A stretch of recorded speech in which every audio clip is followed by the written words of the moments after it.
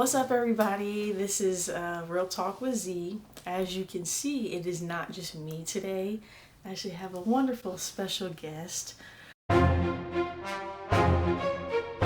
husband. You want to introduce yourself? It's me too. I'm David Smith, and I'm here with my lovely wife, and we're going to share with you all how we met and lessons we learned along the way. Yes. So I thought it might be cool to have a minute. We'll set a timer. A minute of David saying how we met, and you actually hear the timer go off. So when it's done, wherever we are in the story, we'll stop, and then the next person will share in a minute the details of how we met. And the goal is not to, see who can say more of it per se, but to see what things we actually end up highlighting about our story, to then talk about a little bit and share what we learned along the way, like David said. So we will actually go ahead and start with David. Okay. So he'll be in the hot seat, and he'll have a minute to share our story. All right, so this is the short version. We first met through YouTube because we had common interest in, being trumpet players and musicians, music educators, and we connected through that way, and that led me to her Facebook page where I saw how strong her passion was for Christ. I saw how strong her passion was for jazz, trumpet, and education, and it started to revitalize something in me. And so, during this time, I was, learning lessons about relationships, about men and women, how they relate to one another, and trying to correct, maybe some of the mistakes I had made, previously in previous relationships. And I just really wanted to get married. I really wanted to get married, and this is something that it's hard to fit in a minute, but I'm gonna keep going. Essentially, things worked out where her school visited my best friend's school at Suitland, and she called, let me know that she was going to be in town, and then we met, and we lived happily ever after. Did you say everything you wanted to say? No, I was rambling a whole lot, Okay. because I'm trying to, piece things together. Yeah, a minute was kind of short. But I'm just going to go ahead and say my last little bit. Okay. I really feel like there was a certain alignment, and the alignment is pursuing God's purpose first, for you, and it's obviously to live for His glory, but He's given us gifts, so you continue to cultivate those gifts, and He will bring certain peoples in your life that will fit the story that He had orchestrated. Playing trumpet, being a music educator, and also my friend Cullen, who was being active as a band director and ended up at Suitland. I couldn't have predicted that I was going to meet my wife through his promotion. So, and she was also obedient to her mission from God, which led her to be in a grad program at North Carolina Central. And this amazing woman that I saw online on Facebook that I wanted to be here appeared here in the right time. Okay, so I'm going to go as fast as I can. A thought that came to me was knowing and realizing that I had a package on the way.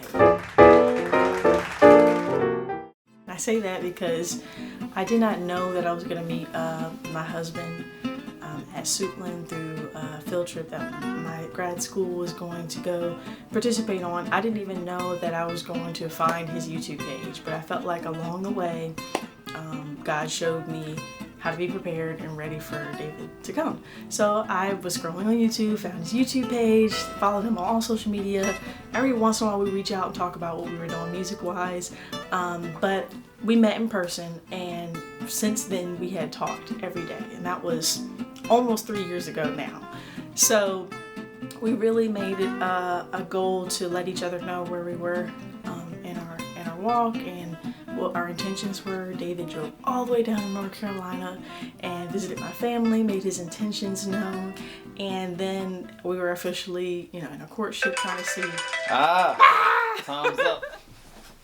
So I definitely did not say everything I wanted to say in a minute. I really probably should have given us like 2 or 3 minutes. That's okay. But what I would add is just that, God showed me while we were courting what he was trying to get out of me. And David mentioned something earlier just about purpose and knowing what you're supposed to be doing. And I really had to look in my heart and say, would this relationship take me closer to God or further away? And that was what I observed from the very beginning. And that was through him letting his intentions be known. So I knew, and my parents knew, my family who I wanted to be involved knew that, I was going to still stay my course and make that decision. So that was one thing that I think was huge in our story, was just that we were going in the same place, and that it was not out of the question for me to move one day this way to Maryland, because it wouldn't take me off of course for what we were supposed to be doing. My parents told me too, is like, you want it to be more than just about the music and your gifts and what you're both good at. So yeah, would you say you learned anything specifically along the way? Oh yeah, absolutely. Seek first the kingdom of God. Essentially, I think sometimes, and especially me, I used to, make idols out of my goals. Be it, be a musician, or get a wife, or do all these different things. And I think, sometimes we will chase those things more than we chase God and God's way. And when we go about it that way, then our accomplishments will make us, and when we lose them, they'll break us, because we are relying on temporary things to sustain us. And so I failed a lot as a result of this, and it taught me how to keep God in the throne of my life, rather than my would-be wife or my would-be career. And he orchestrated things in a way that, once the idea of my wife or the idea of my job was an idol, a deliverer to me, and he held that position in my life, then I can work my job, I can do these things, and then I'm ready, to serve and do what I need to do in this role. One thing that I knew when we were dating that the Lord was trying to show me is that you're not in a relationship because you're perfect and you're looking for somebody else who's perfect, but that the relationship is going to bring the best and the worst out of both of you, and you have to see what the Lord is trying to grow you in personally. Yeah. And let him deal kind of with the other person, in a sense that it's not your job to try to change somebody else and make them be the person you want them to be. And that for me, I didn't realize I had an issue until I was faced with the situation of being in a relationship. And when you're single, it's really easy to just be like, well, I'm doing everything I'm supposed to do. Whoever I marry or date or interested in needs to be doing this, that, and the third. And he quickly showed me the plank in my own eye. And sometimes I still miss the mark. And, it's very easy to say, well, I'm doing this, God, show him this or show him that. And he still points out something that you need to change. So you have to always be humble enough to admit when you have something to work on, or when you miss the mark. Closer to Christ is being more like him. I commend David for his persistence and coming and visit. I mean, especially the first year we were dating, it was at least probably once a month. And then after a while, after getting more comfortable and getting to know him, I would go his way. And we always had boundaries that we kept during our relationship that helped us sustain the 2 years of dating before we actually got engaged as well. And that was very key for both of us, not just me, not just him, is that we both agreed on staying pure until marriage. And that's what we wanted in our relationships. And we knew what God wanted for us. Got married August 31st of 2019. That's so right. About 6.5 months in, almost 7 months at this point, because it's the 20th. But it's just been a continuation of the journey of not just getting to know each other, but also just realizing that we're each other's helpmate now, and we have things that we want to do together, things individually, but mostly together because we're one. When we first started our relationship, our courtship, we were intentional.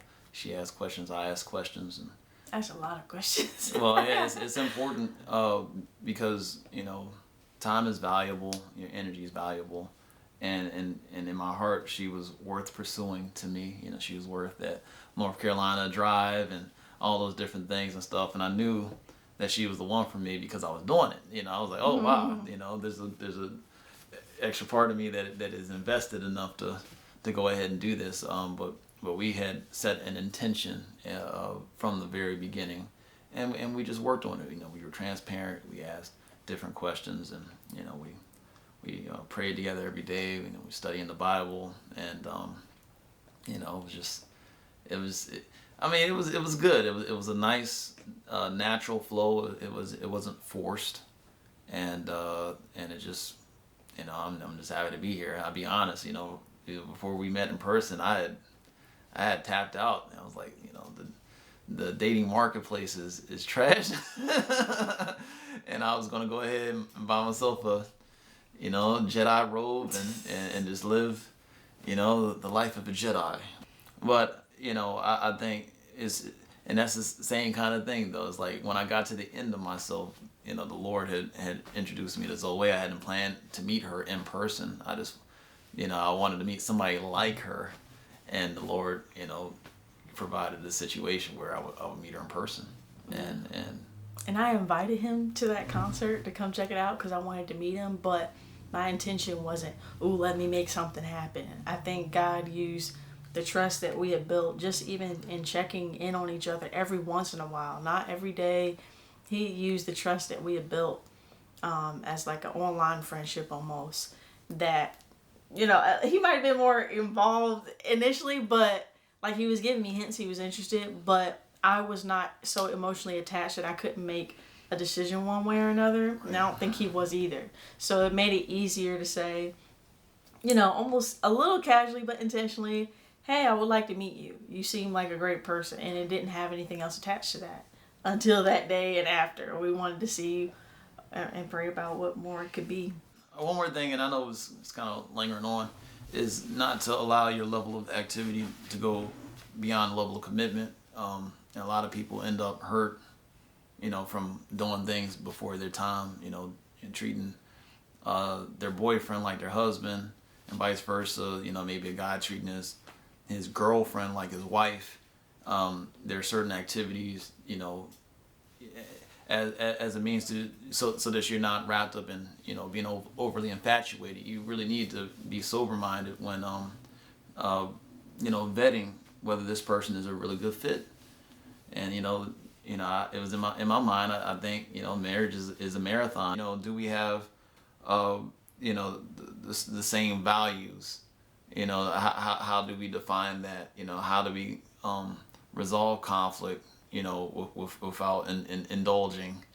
You know, like what can we do? You know, are we friends? You know, like these are the kinds of questions that are answered when you decide to, you know, wait to marriage to treat the person now like your wife and your husband. So it's just, you know, I just did it a different way, and when I finally, you know, submitted, you know, to God's way of doing it, you know, I'm here, you know, and learning how to submit other areas of my life to that. This wasn't so much a preaching, teaching thing as much as it was sharing.